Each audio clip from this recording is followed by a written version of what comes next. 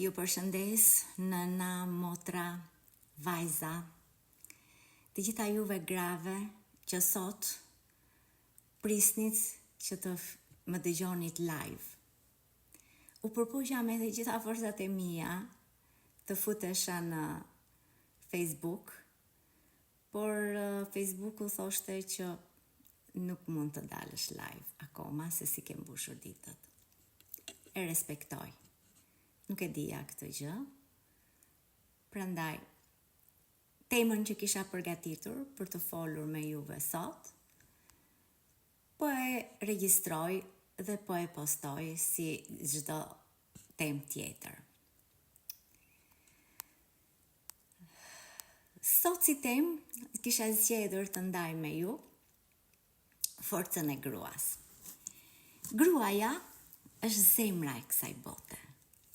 Dhe e them këtë sepse gruaja e ka mbajtur vërtet gjallë botën në kuptimin e plot të fjalës.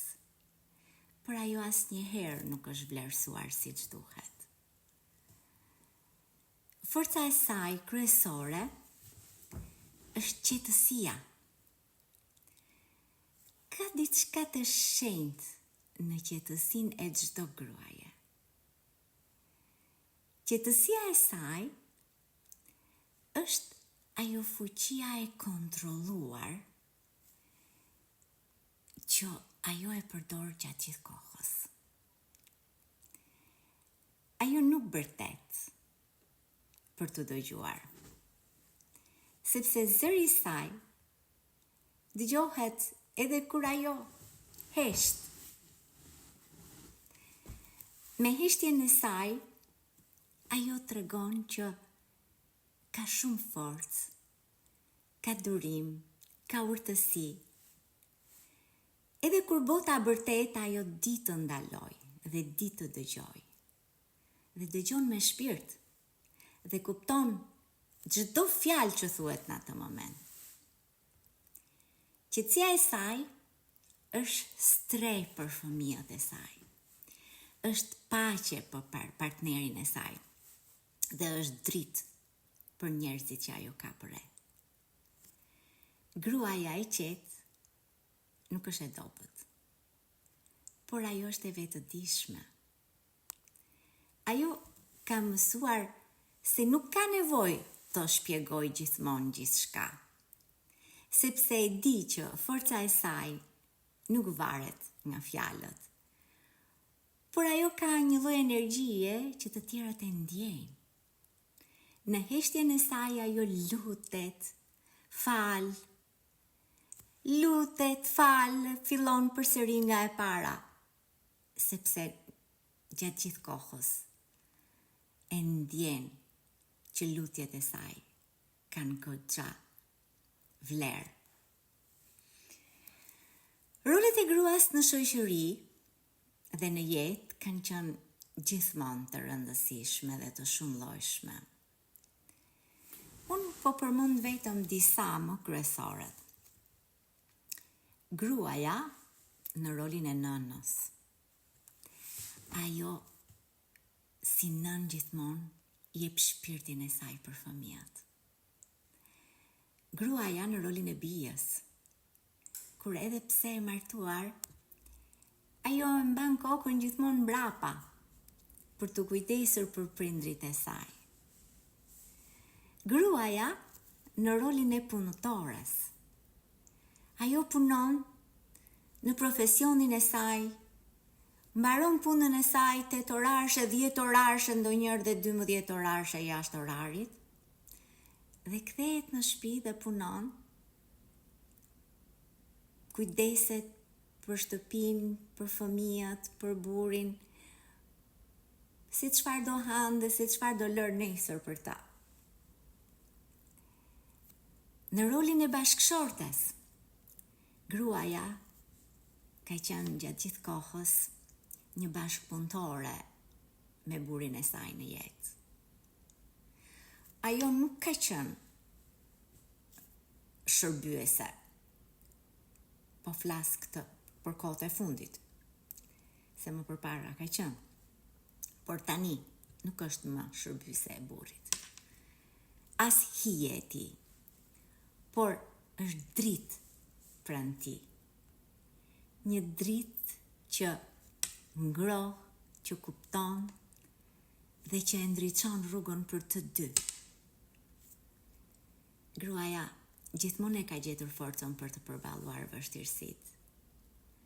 Dhe gjithkohën është ngritur dhe më e fortë se çka qenë.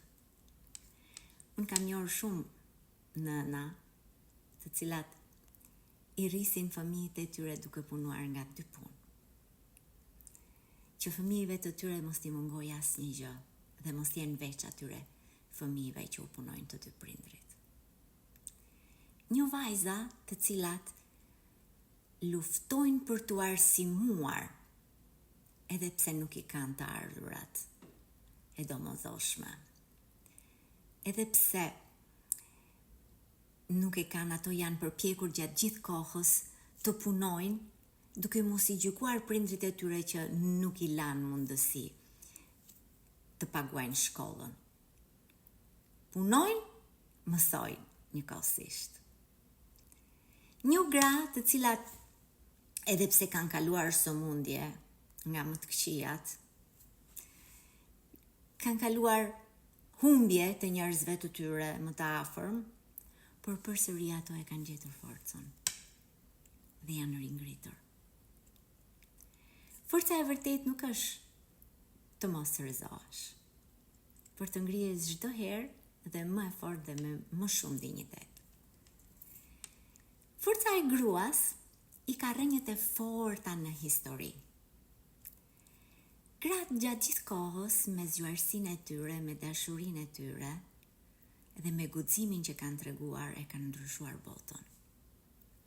Ne shqiptarët njohim mbretëresht e utën, Nën Terezën, Elena Gjikën, Shote Galicën. Unë përmenda vetëm këto. Po sa e sa të tjera në botë ka gratë të cilat kanë lënë vërtet emër në histori. Çdo brez grash ka luftuar me mënyrën e vet. Më parë kanë luftuar për mbijetesë.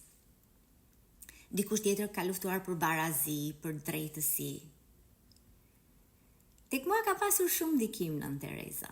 Dua shumë t'i ngjaj asaj. Po tek juve, cila prej këtyre grave në histori që kanë lënë emër ka pasur ndikim në jetën tuaj? Më shkruani në inbox. Edhe sot në botën moderne, gruaja ka një ndikim shumë të madh në shoqëri, në ekonomi, në art, në politik. Në art unë po përmend këngëtare që vërtet kanë lënë emër në botë, si Vaçe Zejla, apo tani në kohët e sotme, Rita Orën, Dua Lipën, Bebe Rexhën. Vërtet, gratë me bëmat e tyre kanë lënë gjurmë në histori. Gruaja sot është aq e zonja sa që nuk merr leje për të ndikuar, sepse ajo e krijon vetë atë hapësirën e saj. Ka krijuar bizneset e saj, ka krijuar familje të shëndosha, ka rritur fëmijë të cilët udhëheqin botën. Por gratë kanë edhe një cilësi që shpesh bota apo njerëzit ja marrin për dobësi. Kë thoni jo? Butësinë. Butësia është ajo cilësi që ne na bën shumë të ndjeshme ndonjëherë. Por, edhe pse na e marrin për dobësi, ndjeshmëria është pjesë e fuqisë sonë, sepse ne dim ta menaxhojmë jetën, dim të tregojmë dashuri, empati dhe intuitën tonë aty ku duhet. Zemra jone e butë është ajo që e bën ndryshimin më të madh. Rrjetet sociale dhe teknologjia na e kanë ngritur shumë zërin neve grave të sotme. Por, apo e përdorim zërin ton për të ngritur dhe për të ndihmuar njëra tjetrën, apo po e përdorim për ta gjykuar njëra tjetrën? Sepse shpesh ne gratë jemi të paragjykuara dhe shumë të ndikuara nga presioni shoqëror. Sa herë kemi dëgjuar shprehjen u bë kjo të dalin në rrjetet sociale. E turproj familjen e vet. Dhe ndonjëherë këto shprehje na vrasin. Por, po të kemi besim tek vetja, edhe pse flasim prapa krave tan, do t'ja dalim mban. Nuk do lejojmë kur që këto paragjykime të na krijojnë frikë. E them këtë duke u nisur nga vetja ime. Sigurisht që nuk jam perfekte dhe mund të bëj gabime nga emocionet kur flas me ju, por asnjëherë unë nuk të ndalem se njëri apo tjetri flet prapa krave të mi. Pra, le ta tregojmë të gjitha fuqinë tonë. Le të jemi të bashkuara dhe ta ndihmojmë njëra tjetrën dhe jo ta gjykojmë. Le të jemi vetvetja, sepse bota ndryshon çdo herë që një grua zgjedh të besoj tek vetja e saj. Edhe ne kështu vërtet i tregojmë botës që ne jemi të forta. Unë ju falenderoj që më ndiqni dhe më falni sot që nuk arrita të dal live, sepse kështu janë kushtet dhe do t'i pranojmë.